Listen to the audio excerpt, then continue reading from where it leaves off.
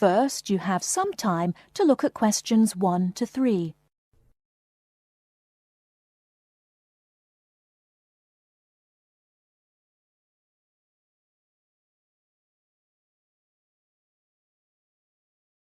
Now we shall begin. You should answer the questions as you listen, because you will not hear the recording a second time. Listen carefully and answer questions 1 to 3.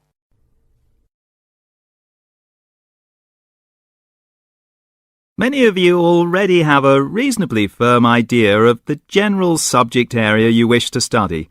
Others are more open and searching for ideas. Whatever your situation, I hope you find that we have a course that meets your needs.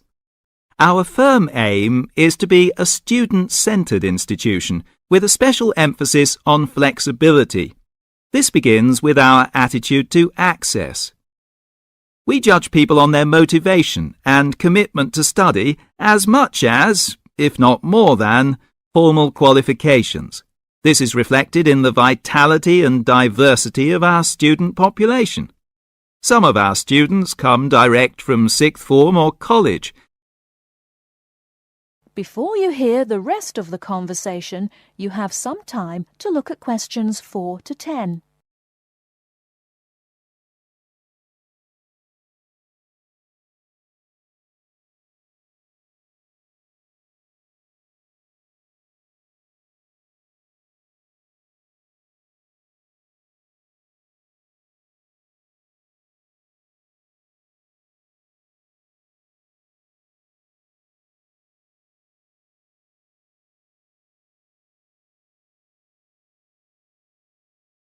Now listen and answer questions 4 to 10.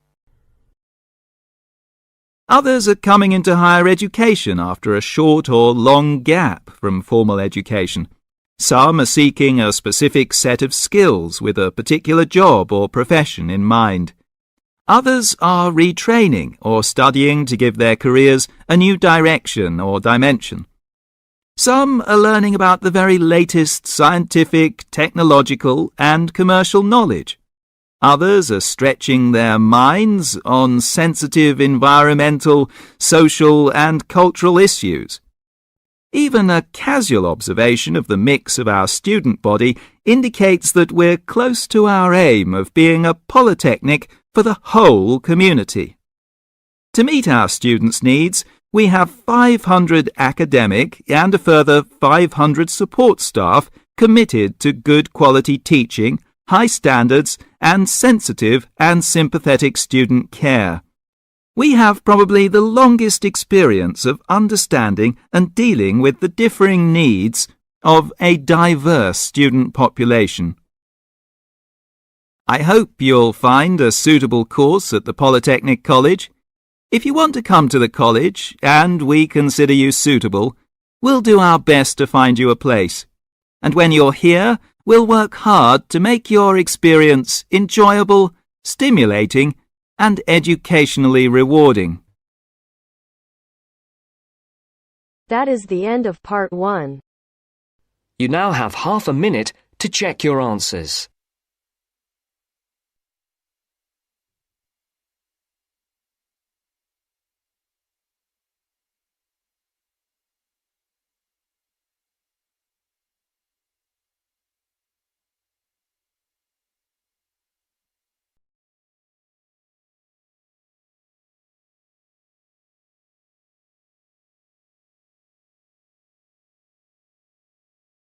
Now turns to part 2. Part 2. Everyone knows that we have achieved a huge amount in terms of space exploration. First, you have some time to look at questions 11 to 16.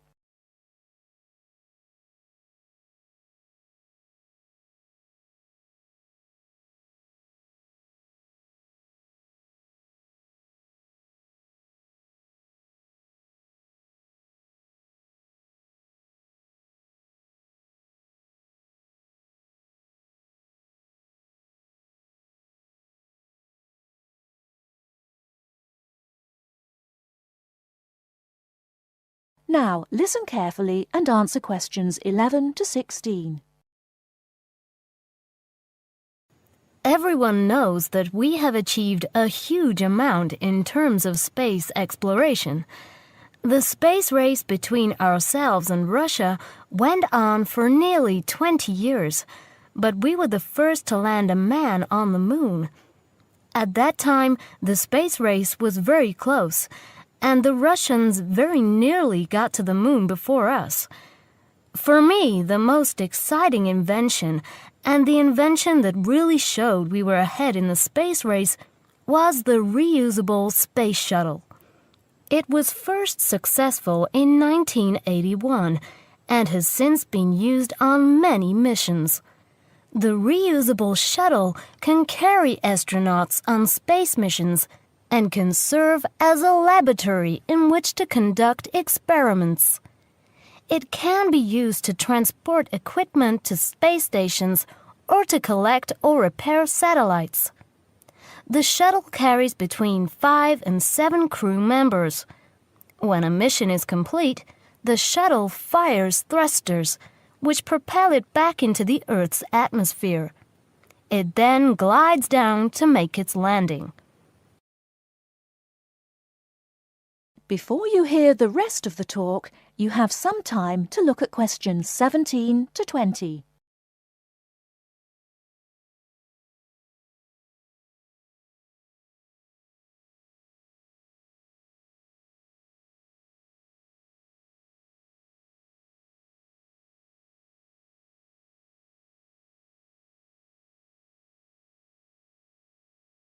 Now listen and answer questions 17 to 20. Although the remains of very early ovens have been found in many parts of the world, it was here that they were first used frequently in people's homes. In ancient Greece and in other parts of Europe and Turkey, people used ovens to bake bread. But it seems there was only one large oven that everyone shared. Here, the remains of villages from 5,000 years ago show that each mud brick house was constructed with an oven, and that baking bread and perhaps cooking meat was very common. The ovens were made of clay and shaped like a beehive. Inside they had shelves, so that a number of loaves could be cooked together, and an opening at the bottom from which ash could be removed. That is the end of part 2. You now have half a minute to check your answers.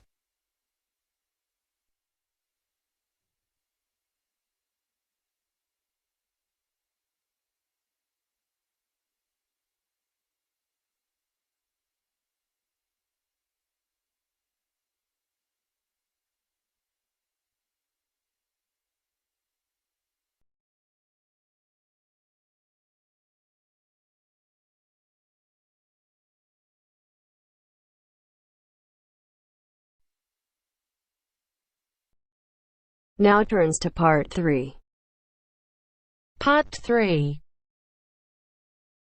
You will hear 2 business studies students discussing a presentation they'll do on an article on working effectively in groups. First, you have some time to look at questions 21 to 26.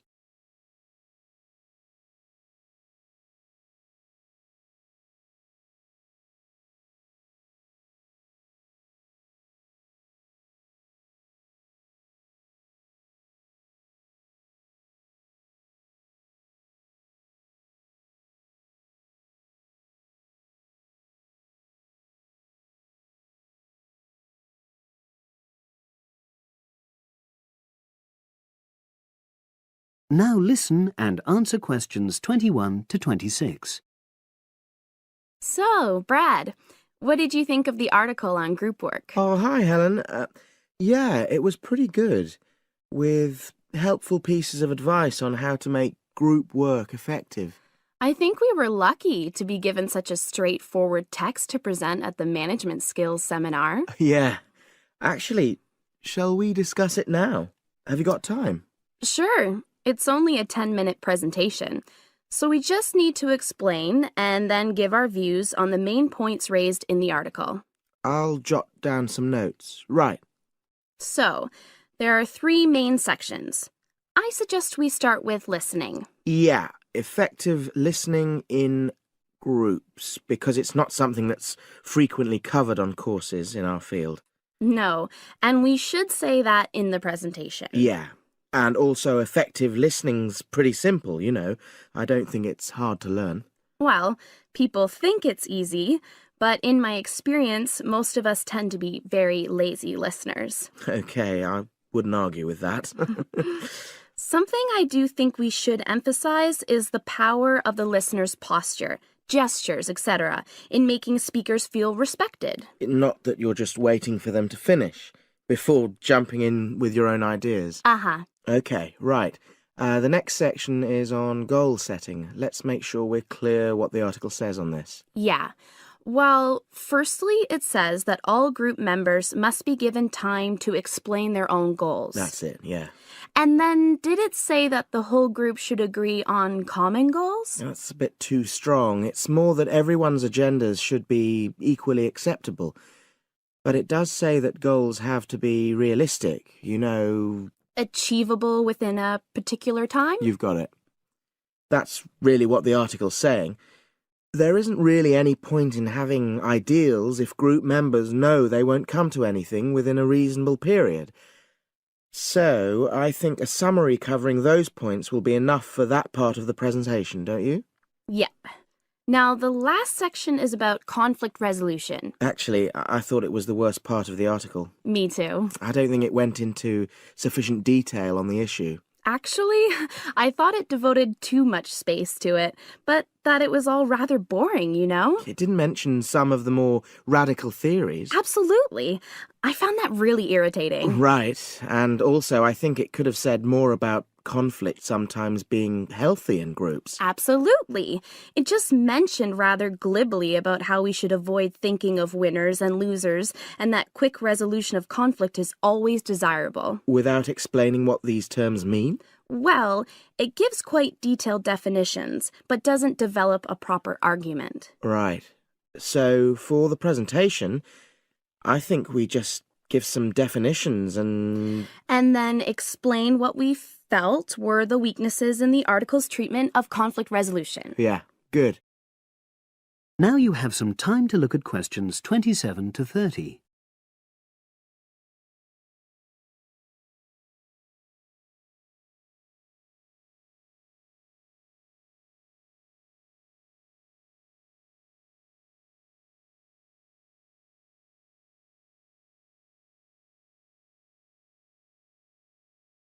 Now listen and answer questions 27 to 30. So, let's think about what we have to prepare for the actual presentation. Well, I suppose we'll use PowerPoint, but I'm hopeless at using it, especially if it has any visuals.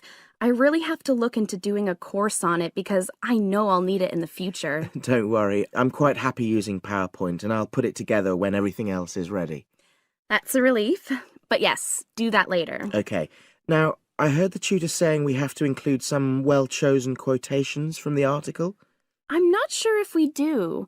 I'll email him to find out. No need. I can just have a look at the specs he gave us when he set the task. That'll be quicker. But the tutor definitely said we have to prepare a handout to go with the talk. I'm not really sure how we do that. Sarah did one last year. Who's she? She's doing the same option as me on marketing. I'll ask her advice on what to include. Great. So that just leaves the bibliography at the end. I suppose it'll mainly be articles. Yeah. So we'll just look on the web, and we can leave that till later. But we've been advised against that? Well, we could have a look through some journals in the library. I think we should start by looking through module handbooks. I think that'll give us some good leads. Yeah, you're probably right. So that's all the topics.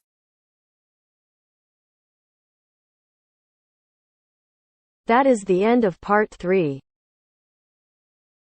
You now have half a minute to check your answers.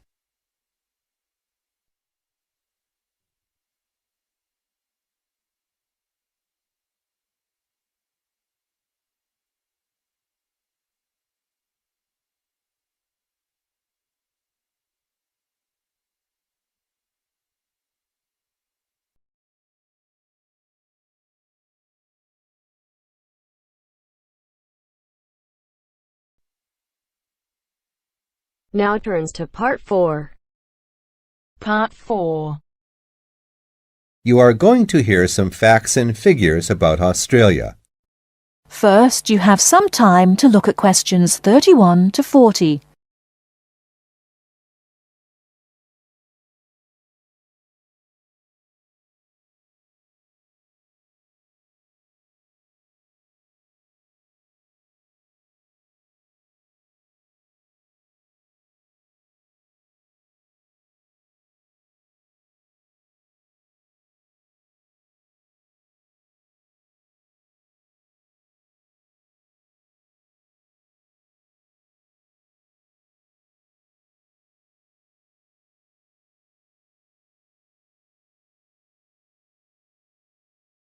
Now, listen carefully and answer questions 31 to 40. Now, I should tell you that the country of Australia is made up of 6 states and 2 territories. These are the Australian Capital Territory, New South Wales, the Northern Territory, Queensland, South Australia, Tasmania, Victoria, and Western Australia. The national capital is Canberra. Right, let's turn to the Australian economy. Australia has a prosperous Western-style capitalist economy. Australia is a major exporter of agricultural products, minerals, metals, and fossil fuels. Commodity prices have a big impact on the economy. Australia suffered from the low growth and high unemployment typical of the OECD countries in the early 1990s, but the economy has expanded at reasonably steady rates in recent years. In addition to high unemployment, short-term economic problems include how to balance output and inflation and how to stimulate exports. The economy is made up like this: agriculture, 3.1%, industry, 27.7%, services, 69.2%. The labor force has a similar pattern. The total labor force is 8.2 million. 34% work in finance and services, 23% work in public and community services, 20% work in the wholesale and retail trade, 17% work in manufacturing and industry, and 6% work in agriculture. What are the chief industries of Australia? They are mining, industrial, and transport equipment, food processing, chemicals, and steel. What are Australia's main agricultural products? They are wheat, barley, sugarcane, fruit, cattle, sheep, and poultry. And who do we sell our products to? At present, our chief export market is Japan, which takes 24% of our exports. After that, South Korea takes 8%, and New Zealand and the U.S. each take 7%. In years to come, however, we expect China to become a significant trade partner. China already supplies 5% of Australia's imports. This is the same amount as New Zealand. Meanwhile, we take 1/5, in fact 22% of our imports from the U.S., 17% from Japan, and 6% from the UK. So what sort of things does Australia import? Well, we import a lot of machinery and transport equipment, especially computers and office machines, also telecommunications equipment, and in addition we have to import oil and petroleum products. So let's move to the subject of communications in Australia. We have an estimated 8.7 million telephones and 9.2 million televisions. There are some 134 television broadcast stations and 325 radio stations. The related subject of transport is naturally very important in such a big country as Australia. Let's look at highways first. There are 2 kinds of highways, paved and unpaved. Paved highways are regular roads with a permanent surface. But actually, we have more unpaved highways, around 60%, than paved. when all the country roads are included. In addition, Australia has a railway network of over 38,000 kilometers. But you'll probably find it hard to believe how many airports we've got. 10? 20? 50? No, the total is 443. Of course, this includes many short runways on farms and in the outback. There are only 9 airports with runways of more than 3,000 meters.